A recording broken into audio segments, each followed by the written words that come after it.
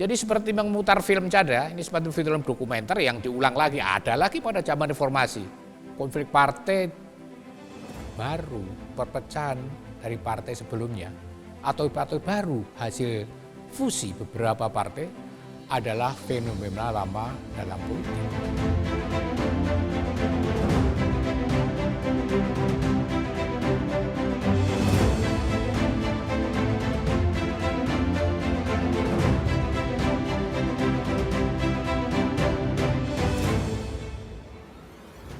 Apa sih sebenarnya yang menyebabkan pecahnya konflik dalam partai? Konflik sebenarnya telah menjadi bagian yang wajar dan tak terelakkan dalam kehidupan manusia. Konflik dapat dipastikan akan selalu muncul selama manusia memiliki tujuan, kepentingan, dan pengejaran cita-cita yang berbeda dalam hidup antara satu dengan yang lain. Karena perbedaan kepentingan itu kemudian bisa juga melahirkan konflik. Karena itu, seiring dengan berjalannya waktu, manusia harus terus bergelut dengan isu-isu konflik.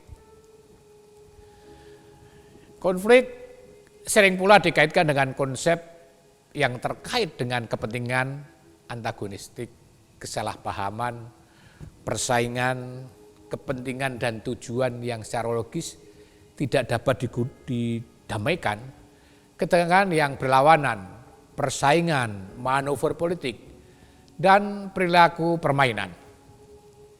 Karena itu wajarlah di dalam partai terjadi konflik. Bukankah partai ibarat wadah berkumpulnya atau bertemunya banyak kepentingan? Dengan demikian sangat rawan konflik karena ada banyak kepentingan di situ sehingga terjadi benturan kepentingan atau bahkan persaingan di antara mereka.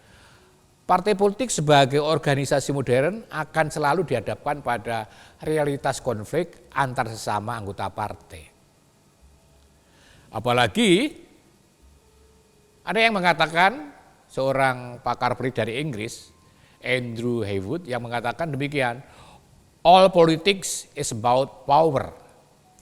Semua politik mengenai kekuasaan. Nah, kalau sudah menyangkut kekuasaan, potensi munculnya konflik sangat besar. Ya. Sudah berurusan dengan power, sudah berurusan dengan kekuasaan, maka akan terjadi konflik. Sebab kekuasaan adalah sumber daya yang sangat terbatas, sementara yang menginginkan kekuasaan itu banyak. Boleh saya kutip apa yang dikatakan oleh Machiavelli. Ada beberapa cara menurut Machiavelli yang bisa ditempuh orang untuk memiliki kekuasaan yang sedikit itu. Ya, tentu termasuk kekuasaan dalam partai. Yakni misalnya karena nasib mujur. Orang bisa mujur, misalnya dapat warisan kekuasaan, itu mujur saja, tidak usah bertarung, sudah dapat warisan kekuasaan.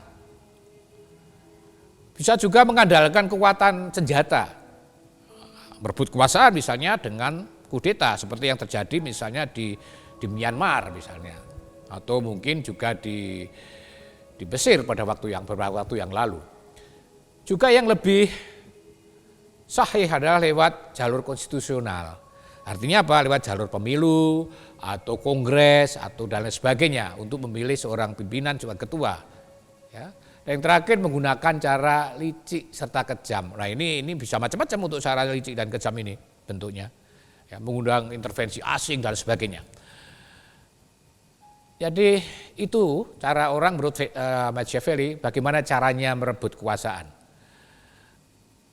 Itu menjadi semakin jelas kalau kita memahami atau mengerti apa yang dikatakan oleh seorang pakar politik dari Amerika, Harold Laswell, yang mengatakan bahwa politik adalah mengenai siapa mendapatkan apa, kapan, dan bagaimana caranya mendapatkannya itu. Jadi politik selalu berputar soal itu.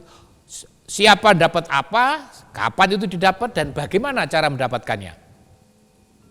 Ya, itu pengertian mendapatkan sesuatu, ya, mendapatkan apa atau sesuatu, bukan selalu berarti mendapatkan sesuatu bersifat fisik, seperti uang atau yang lain. Tapi melainkan juga mendapatkan sesuatu yang non material seperti kedudukan, harga diri, gengsi, prestasi dan sebagainya. Tapi untuk mendapatkan sesuatu itu, maka semua kekuatan, termasuk kekuatan politik, saling bersaing. Ya. Dan semua kekuatan bersaing untuk mendapatkan sesuatu itu, mendapatkan kekuatan politik, kekuatan itu. Dan sekali lagi minjam istilah yang digunakan oleh Machiavelli, untuk mendapatkan kekuatan itu adalah menghalalkan segala cara. Jadi saya sampaikan ada 4 poin. Tetapi ini, jadi Sultan Syahrir, Perdana Menteri Indonesia pertama dan juga pahlawan nasional, itu memiliki definisi politik yang lebih luhur dibanding definisi-definisi yang sudah saya sampaikan tadi. Menurut Sultan Syahrir, politik memiliki arti, antara lain politik adalah mempertaruhkan hidup dan dengan itu memenangkan hidup itu sendiri. Jadi politik itu mempertaruhkan hidup dan dengan itu memenangkan hidup itu sendiri. Menurut Sultan Syahrir, dalam politik hidup dipertaruhkan untuk dimenangkan, bukan untuk disia-siakan atau dihilangkan dengan cara yang gampang. Itu Sultan Syahrir yang memberikan definisi politik yang sangat luhur. Namun ada rumusan politik yang lain yang ini disampaikan oleh seorang Hannah Arendt, saya hanya ngutip saja. Politik diartikan sebagai merupakan seni untuk mengabadikan diri manusia.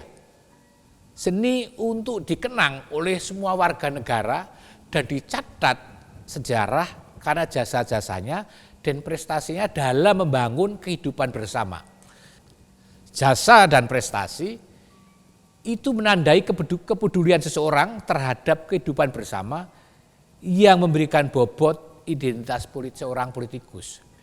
Ini kiranya yang dalam filsafat politik disebut, dalam filsafat politik disebut sebagai political virtue, dalam arti moral excellence. Dalam berpolitik itu ada moral. Jadi dalam politik tidak bisa moral itu dilupakan begitu saja. Karena apa? Karena berpolitik untuk kepentingan orang lain, untuk kepentingan diri pun tidak boleh meninggalkan moral. Sebab urusan politik sejatinya adalah urusan moral. Ya, jadi urusan politik itu bukan semata-mata urusan kekuasaan, tapi juga urusan moral. Ini kiranya yang kadang-kadang dilupakan. Karena itu dalam dunia politik muncul istilah-istilah yang berkaitan dengan moral, misalnya kesetiaan, integritas. Integritas berasal dari bahasa Latin integer. Integer adalah sempurna, utuh, tidak cacat. Ya, utuh, tidak cacat, sempurna secara moral bagus. Dan dedikasi atau pengkhianatan juga sebuah tindakan yang amoral. Apakah dengan dunia politik seperti yang diartikan oleh Sultan Syahrir masih punya tempat hidup di negeri ini? Itu pertanyaannya. Tentu sulit menjawab pertanyaan itu di tengah hiruk pikuk sekarang ini. Meskipun konflik dalam partai politik ada soal yang biasa, tetapi tidak mudah untuk menjawab pertanyaan Sultan Syahrir itu. Kalau sebuah partai tak bisa mengatasi konflik internal, pertanyaan adalah bagaimana mungkin andai kata itu partai itu berkuasa, apakah mampu mengatasi persoalan bangsa? Orang ngurusi persoalan internal aja nggak mampu, kok mau ngurusi persoalan bangsa? Maka itu benar.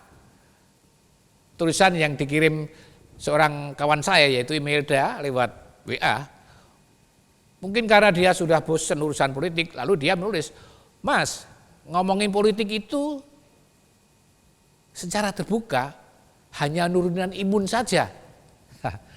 Ya, nurunan imun, padahal turunnya imun pada masa sekarang ini ketika pandemi COVID-19 belum selesai adalah sangat berbahaya. Nah, itulah konflik politik yang dari waktu ke waktu berulang dan terus terjadi. Kita seperti melihat film dokumenter saja. Terima kasih, salam.